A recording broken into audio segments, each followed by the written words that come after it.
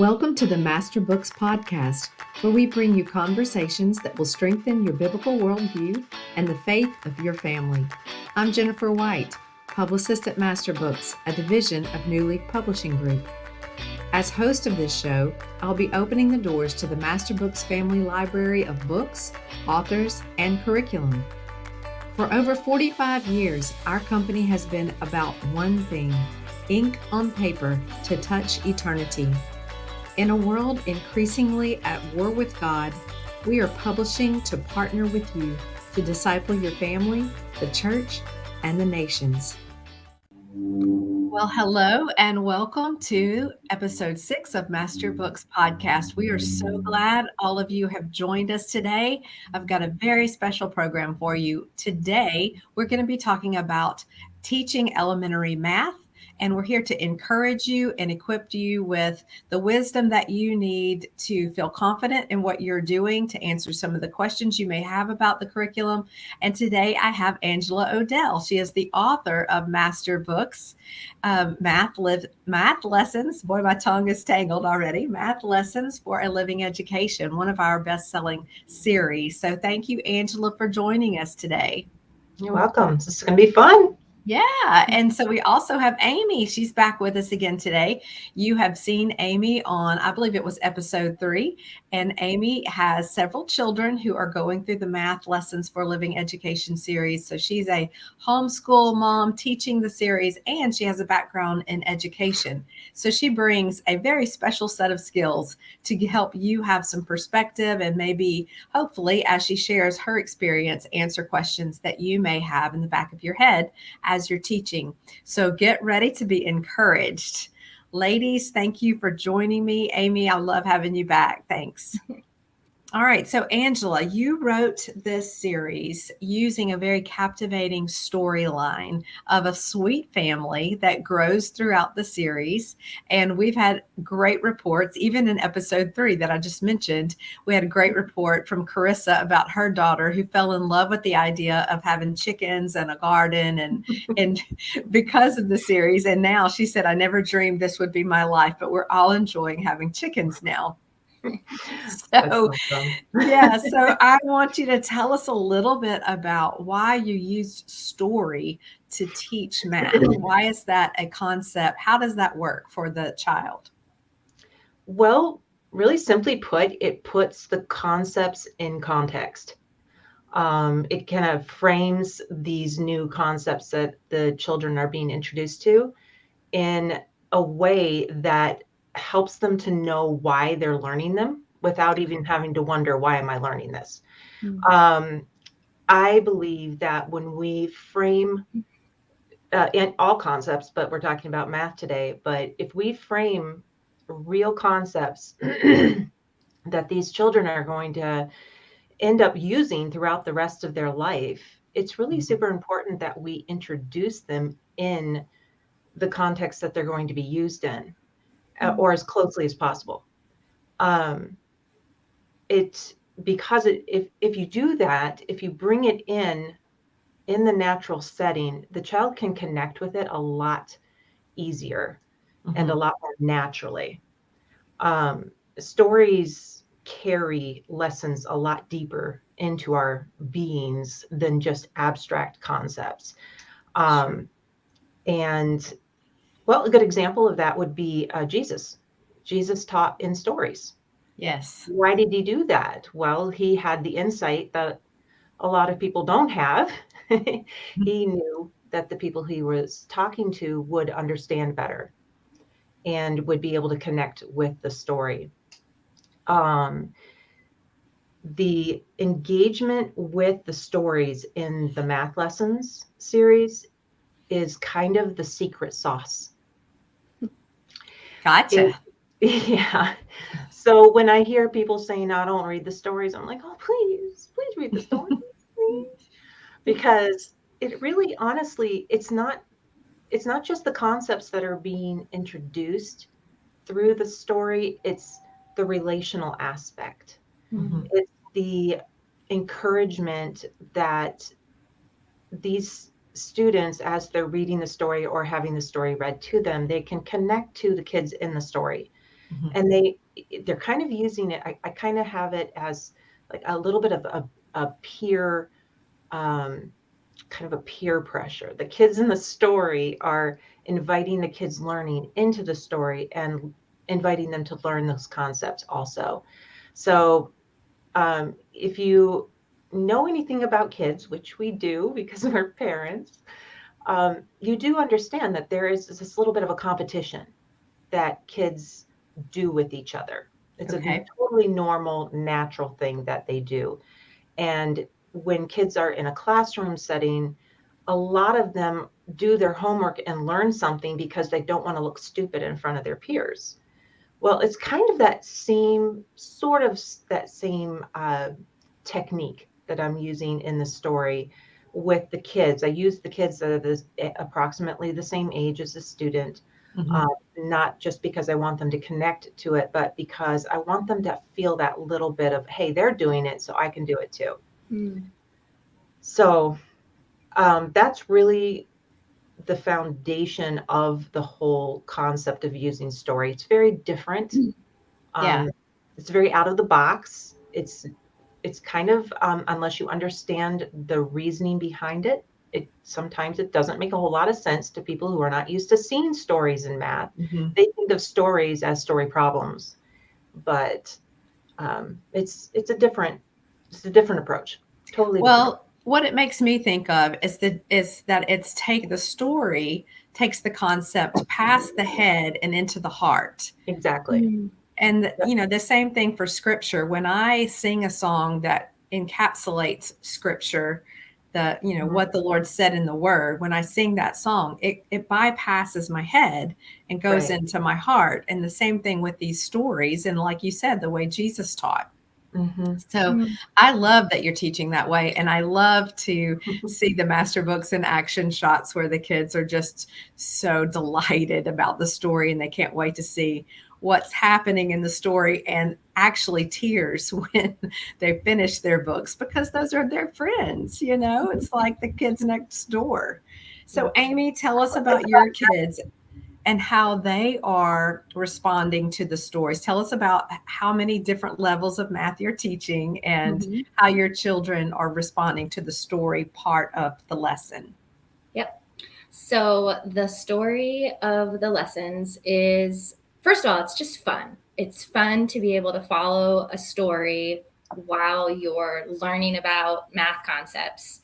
And even as a parent, while you're teaching math concepts, that you've now encapsulated your family into this story. And like Angela said, they really do kind of become like your friends or Mhm. family, like you're following their life. And for us, so I currently have kids doing math K, math 1, math 2, and math 3. So we are fully integrated into the life of Charlie and Charlotte.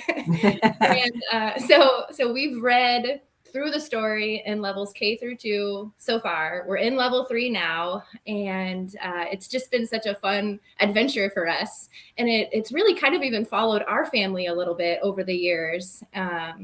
They had a new sibling, and we had a baby, and and now in book 3, they're getting ready, or they go on a missions trip to Peru. And in a few weeks, we're leaving for a trip to Africa for a missions trip. So Oh, it's Wow. so neat to see how the story can even correlate to our life. But I think that's the Mhm. point of the hmm. story, is that it helps children catch an understanding for, first of all, how we use math in everyday life, like with Carissa's kids and their chickens.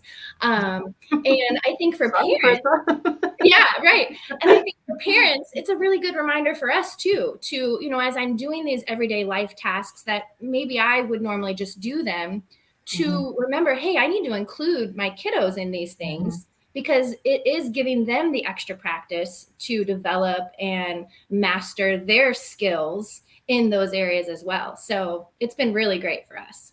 That's awesome. Wonderful. I love Awesome. that. I love it. So, Angela, your curriculum really fits well into the Masterbooks method of education because you really take a developmental approach Mhm. to designing the curriculum to meet the developmental needs, the brain development of the child who is studying. And we love that that is happening along with the story, along with, engaging the child. And so I want you to talk to us a little bit about how you are meeting those developmental needs in the process. So this is in the background of learning math for the mom to know, like, while I'm doing this, why this matters, why things look like they do and they don't look like someone else's curriculum. Right. Well, a lot of it, honestly, it came from my own desperate searching for something for my own kids. I have a son who has some language processing issues, and I have a daughter that is, well, she's extremely artistic, but numbers, well, we'll just put it this way. I teased her that she took 12 years of foreign language, math. And and she, she just she really struggled early on in her life. She had some people speak some. I like calling it. Well, I don't like calling it, but I do call it this: speaking death into somebody's life. And early on in her life, she had someone speak death into her mind and her life concerning math. Okay. And it was just an absolutely eye-opening situation for me, because I realized that it didn't take very much for her to establish this negative mindset towards learning math. And she is extremely artistic, as we all know. She wrote the masterbooks art program, the elementary one. But she just really, numbers were just not her forte. Anyway, having said that, I do believe that all children, whether they are artistic or technical bent in their personalities, I believe that all children can learn math and learn it well. And for her, it took her a long time to learn all the concepts that she needed to learn to be a functional adult. But to God be the glory, she graduated with everything that she needed to be a highly functional adult in math, for sure. But why I chose to focus on the developmental, just the way that kids develop and their brain functions at an early age, was from studying my own kids. And I realized that when children are really, really little and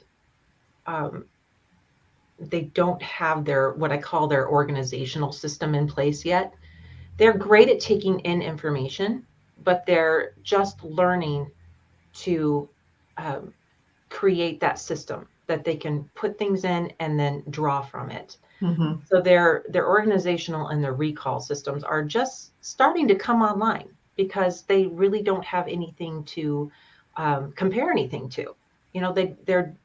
They're brand new to the world. They don't have any concept of time. They don't have any concept of relativity, in the sense of that was 10 years ago, that was 2 years ago. This is, yesterday was ancient history to them. So they're just really starting to understand that whole concept. But they are born with an amazing amount of curiosity. We all know what it's like to have a baby learn how to crawl, and all of a sudden everything is being picked up and put up on higher shelves, and outlets are being covered, and grandma's glass figurines are being moved, and all of these different things. Why is that? Because they're curious. They're not being destructive. They're being curious. They're exploring the world around them. And that is a wonderful thing. And that is what kids are doing when they're in those younger ages during school. How many little tiny children love to learn? I've never met a tiny child that doesn't love to learn. They all love to learn. they love to get their hands into things and to explore and to smell it, and yes, even taste it sometimes. But that hasn't changed usually by the time they're 5, 6, in those younger ages where they're just curious. They want to know how things work. So my goal in creating a developmental approach math curriculum was to tap into that curiosity and to protect it and to encourage it. Gotcha. They are at this age just beginning to develop an automatic thought system. At this age, that like that first, 5 or 6 years, it is so important that these kids have good nutrition for their body and for their spirits and for their minds. So when their automatic thought patterns are being established concerning math, especially, I really do believe that it is so important to encourage positive automatic thought processes in that.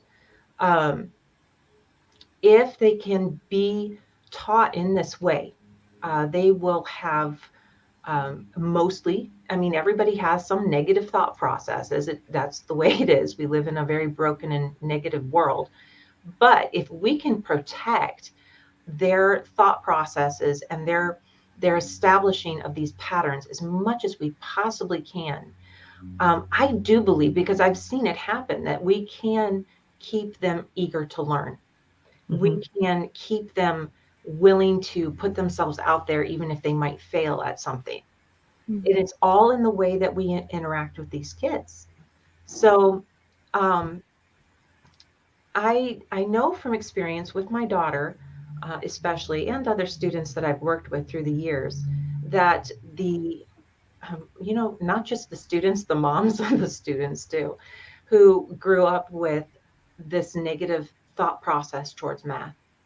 How many people do you know who think they stink at math? Where did that start? They weren't born that way. It really started with the reinforced negative influence of this whole, I feel overwhelmed. This is too much. I don't understand. This looks like a foreign concept to me. And instead of actually being given a good education in context where it makes sense, and then encouraged and connected with through relationships and all of those things that make a good education, they have this really very firmly reinforced thought process that they stink. And that's kind of what happens in our brains. If it gets overwhelmed, it starts having this negative reaction to things. So I hope that makes sense, because there are so many people who want to approach math as, here's your workbook, go sit down and just fill in the blanks. And although that might work for a very small percentage of children at that age, overwhelmingly, it doesn't work long term, because you're teaching your child that math and math concepts are something to be filled in on a flat page. It has nothing to do with life. It doesn't develop critical thinking. It doesn't develop analytical thinking. It doesn't develop being able to understand that these concepts are living and breathing, and they're really a reflection of the character of God. Sure. And which is so beautiful. Yeah. So it's like just this flat workbook with drawings on it. And it's like, you can turn any math curriculum into that. You can turn math lessons into that. If you're just going to hand it to your child and say, here, go fill in the blanks. But that's not the intent of it. The intent is to facilitate an education for the whole child. And that is the point of of, I don't even remember what we were talking about, the developmental. Yeah. Well, I wanted to ask you, is that why you made the lessons short? A lot of people are concerned about short lessons. And so I wanted you to touch on that. Yep. Does that have to do with what you're talking about with the brain development? Absolutely. Absolutely. I stole a term from Randy Pratt. He Okay. calls things bad brain, good brain. I don't know if you guys are familiar with that, but I'm like, that is perfect. That is so perfect. That is such a succinct way of describing what happens. The bad math, the bad brain math, where it just makes you feel stupid. It just makes you feel overwhelmed. You look at a page of 150 problems. Okay, maybe slight exaggeration, but it feels like that, right? I mean, oceans and oceans of numbers. Mm-hmm. And it makes you feel discouraged before you even start. Mm. I remember being a kid and thinking, and I would just dread, I loved math when my dad taught it to me, when we were actually like doing something together and he would, explain something and I understood it because it was in context. But these flat figures on this page, it had nothing to do with anything. So the number of problems in a math lesson needs to match the child's, not only their developmental level, but their attention span. Mm-hmm. We literally teach our kids, we literally teach them to turn their brain off when we give them something to do that is going to take 3 times their attention span. They literally sit there. They sit there with their brains turned off and just filling in the blanks. Mm. And that is bad brain math. Good brain math engages the brain and keeps the child's attention for the entire length of their attention span. Now, we all know that little kids, 3, 4, 5, 6, their attention span is about as long as a grain of rice. I mean, it is so short, right? It's like, pay attention. Okay. Yeah. So you learn, you just learn to let them bounce on a ball, let them do jumping jacks while they're doing whatever. And you just learn to work with their attention span. Charlotte Mason was a really big advocate of working with the child's attention span and growing it naturally as they developed and their attention span actually naturally grew. You can actually encourage your child's attention span to grow, but you can also just teach them to turn their brain off. So that is the reason why especially the lower level of the math lessons books have a lot fewer problems in them and a lot more open space so that is not visually overwhelming. By the time they get up into I'd say fourth, fifth, sixth level, they're pretty average as far as, well, maybe not average, but they have a lot more problems. Right. And But you've given them time to get to that place exactly. developmentally. I love that. All right. So Amy, I wanted to ask you about your perspective and your experience with math lessons. You're teaching 4 different children, 4 different levels of math lessons. And so you have had the opportunity as a homeschooling mom to see how the brain development, the background of the brain development is working, the short lessons, the story, and also with your master's degree in education, you have a special set of skills and perspective that we want to hear from you from both sides, just to encourage the moms and also give some feedback on how this is working for your family. Yep. So great question. This question gets asked a lot, right? Is it enough? Does it really work to have short lessons? It's kind of I don't know, just a thing for masterbooks that you see all the time, everywhere. And I think that the reality is masterbooks isn't teaching for a test. Masterbooks is teaching for real life. And that's across the board, all curriculum, but specifically for math, like Angela said, the math is meant to be applied to the life of the child, also at their developmental stage, right? So, for a younger, small child, it makes sense to teach them the concepts they're being taught in the books that they're taught in for their developmental age. And so one thing we see a lot in the traditional school setting nowadays is this kind of push to kind of force upon kids, especially in math and language arts, this content that they're just not ready for yet, even developmentally and with their attention span. And so I love that my kids are not just learning what they need to learn to pass a test or to do well on some standardized level.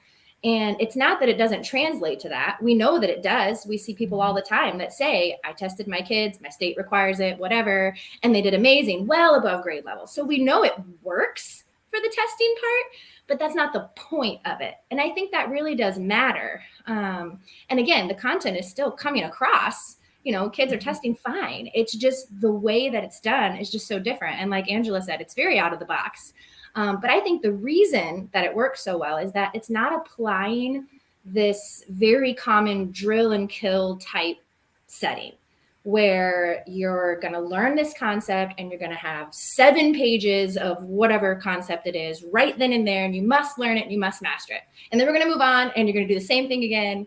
And now you have 7 pages of this concept and you must learn, it's just, that's not how that works for young children.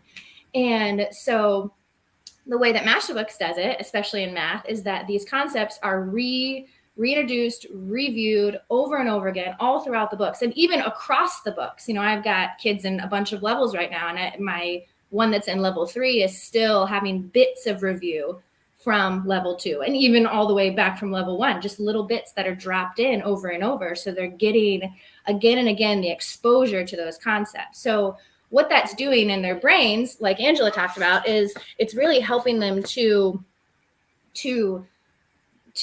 build it into their mind as a memory, not just as they've done it one time and then maybe it's in there somewhere, but being able to come back to it and see it again and build that confidence of, hey, I remember when I did this before, and I'm going to remember how to do it now because I've done it multiple times. Or maybe it's the other way around, where the first time around, they weren't quite getting it yet. Maybe they weren't ready for it. And you went through it and they did their couple problems and you had to help them. And then they came back again and had a few more. And okay, now they're understanding a little better. And now here we are again. And wow, look, you really got it yourself this time. And I think that is such a good process to see happening in our kids, because then they're really seeing the fruits of their labor as they're learning the concepts, right? One thing about math that I think if you were to take, let's talk about temperature, for example, from level 2. If you were to take all of the problems, the math problems for temperature, and put them into one lesson, I think you would find that it's just about the same amount that might be from another curriculum. It's just spread versus all in one lesson. And so it's not that Masterbooks is missing any of the content or even doing any less of the content. It's just a very different way of doing it. So for us personally, we obviously have seen it work very well for us. We've done only Masterbooks from the beginning. My older two started in level 1. Level K wasn't out yet. And so they've done level 1, level 2. My oldest is in level 3. My second is getting ready to start level 3. She's finishing level 2. And then our youngest is in K now. And so, yeah, we definitely have seen the progression from K1 to 2 to 3 and how they have grown in all of those concepts. And now my child that's in level 3 has truly mastered so many of those early concepts. And it's really helped build the foundation as we get into some of this harder stuff now. He's going to be starting multiplication pretty soon. So that's new concepts now. And he's so ready. I mean, he's already, Mom, when am I doing multiplication? I know it. Watch. 2 times 2 is 4. He's it because he's done all of that groundwork and built that strong foundation that he's not scared of it. Right. And I know not every kid is a naturally math kid, right? Like Angela said, some kids are not. My kids happen to so far all be really good at math, which is such a blessing. But even for kids that math may not be their prime or their top subject, it really does help them to see, hey, I can do this And I can be good at this as I learn it, even if it takes me a little bit longer. They do eventually get to that point to where they are understanding those concepts more and more and more. And I just think it builds so well with that. So that's been it's been awesome. I love that. So I want to wrap up with this idea. With part of the Masterbooks method in the way that you have designed the curriculum includes these life applications like sewing, like cooking, using the math skills in these everyday household, almost home economics type of learning situation. So there are, as you mentioned before, some parents that leave out the story when they're teaching the math, and you're like, no, don't leave out the story. That's part of it. What about the mom who looks at the recipes or looks at the sewing project, feels intimidated, wants to skip over it because she's busy? Speak to that a little bit. Well, first off, I can totally empathize with these people. Okay. These moms. I mean, I was one of them for a long, long time. We just graduated our youngest last year, so that was. I'm still kind of reeling from that shock. But those years are just full of so much activity, so much busyness. There were quite literally days on end where I was in survival mode, and I felt good about it if we could just get our, writing and reading and a little bit of math done. It was really, we all have times like that, and that's fine. But there are a couple of things that we need to keep in mind. Number one is we need to keep our why of why we're homeschooling really very firmly planted in the front of our minds. And everything needs to be processed through that. Because if we don't, we can very easily lose sight of the end goal. And I'm not one that super hyper focuses on an end goal, because I really do believe that the process is very sanctifying. That's actually the education, the process. But we do need to have a goal in mind of when we get to the end and we look back, what do we want to be able to say about our journey? What do we want our kids to be able to say about our journey? We live in a culture that really celebrates and idolizes busyness. And the more things that we pile on our plates, the cooler we are. Never mind that we're all having anxiety attacks behind closed doors. I've talked to many, many veteran homeschool moms, and I've asked them, if you could go back and redo something, if you could go back and say to yourself when your kids were all in elementary grades, what would you do? What would you say? And what is your number one regret? And every single person, I am not joking, without exception, every single mom has told me that they would slow down, that they would take the time to do those joy-filled activities with their kids. They would turn off the technology. They would say no to some whatever outside activity, that whatever it took, and they would spend some time with their kids. And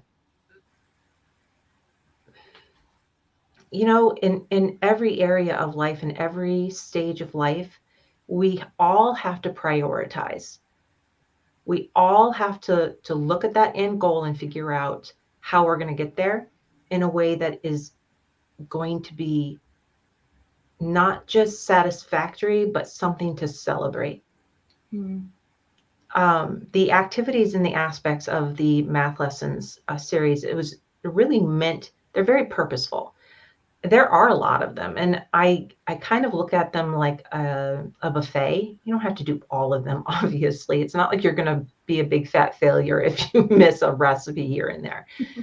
But because I remember being that exhausted, busy mom and just feeling really overwhelmed with the amount of things in my life, the amount of activity and the amount of chaos and the amount of laundry and the amount of dinner. I mean, you do have to feed your kids every day. I mean, it's not like you feed them once a week. We do have to eat every day. So these things can be really overwhelming. And I remember coming across a book that was written for smaller, for moms of smaller kids. And it was just really very encouraging to me. And it was a lot of activities and a lot of fun things to do using children's books. And I remember just clutching that thing to my chest and thinking, somebody did all the thinking for me. Figure it out. And I was just like, oh my word. And it was wonderful because I could just choose something to do. And so that was kind of my idea behind doing all of these things, all these recipes, all these sewing activities, and just different fun things. And I know that a lot of the homeschool moms currently homeschooling in the elementary grades, a lot of these young moms don't have a lot of the skills required to teach this stuff. There are so many young moms who don't really know how to cook, don't really know how to bake, don't really know how to sew, don't really know how to do anything. That we're kind of past that. We're a couple of generations past that. Mm-hmm. And I find that really sad because there's something extremely satisfying about making bread. There's something extremely satisfying about being able to make a simple pair of curtains if you want to. There's just something very satisfying about that. And I know that's not just me personally. I've heard it from many other people. So my goal in all of this, if I have to boil it down, would be those activities are not there to make you feel less than or overwhelmed. They're there to help you. You can think of them as an older generation handing down a few of those things that have been lost so that you can give them to your children. Don't look at it as something as you have to do them. Look at it as something that you get to learn so that you can help your kids learn it. Right. So, but don't bear it like this huge, heavy burden. These books, this curriculum they're meant to be a tool, Mm-hmm. and they are to be used by you, who, believe it or not, is the expert in your home with your Right. kids. And what we've seen in the Moms of Masterbooks Facebook group and the Masterbooks app is that sometimes mothers of math lessons for living education students wait until they have time to spend time with grandma or somebody, in the neighborhood that does know how to sew. And they do that later when there is someone there to help them. And then, we all have YouTube where we can search and get the extra skills that we need for it. But I grew up with a mom and a grandmother who were home ec majors. And so I look at what you're doing with the math and thinking, I would have loved someone to point out that this is math, like I'm sure mom did, but I didn't make the connection, because my brain turned off when I was doing that page full of math and just wanted to get an A+ on it. Let's move on, go outside and play. Mm-hmm. So I want to thank you for all of the heart and the science that you've put into this curriculum. And I'm thankful for the fact that you took the difficulties in your own family and your need to teach math to people who had some challenges, and look what God has done with it. You took your loaves and your fishes, you gave them away, and the Lord has multiplied it into this beautiful scenario, of feeding the kingdom, happy math, tear-free math. And one of the things that I think that, when we see kids that are crying because they're finished with their book, and it's because they felt successful at doing math. And, they loved the story, but they felt like a winner because they could do it and it wasn't over and they want more. So I just think that's a beautiful thing. I wish I would have had that growing up. And I'm just thankful to all of you moms, all of you homeschooling parents who are taking the time, making the sacrifice to teach your children, to give them a biblical worldview, to show them life application so they're not just trying to make a grade. So they really are going to be excellent citizens and taking the love of brilliance that he's put in each one of them uniquely into the world. And I want to wrap up this podcast. We're so glad that Angela, you joined us, and Amy, thank you for bringing the light to this beautiful curriculum that Angela has given Masterbooks that we get to spread around the world. But I want to end this with a blessing and a prayer for each one of you. And I pray that in every place that you are worrying about your children, about your family, about the success of your homeschooling experience, that the Lord would deposit more wisdom than you knew was possible, more peace and more joy.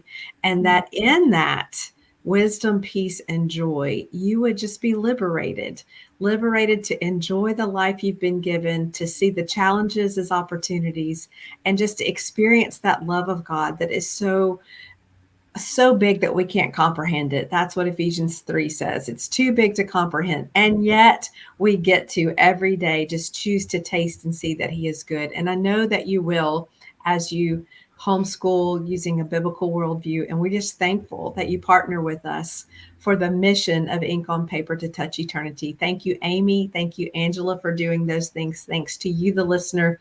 And we will see you next time. Hey, thanks for joining the Masterbooks podcast. This was fun, and we are really glad you were with us. We invite you to check out masterbooks.com. We have a big library of books that will feed the faith of your family. And hey, subscribe to our channel so you won't miss an episode. We'll see you next time.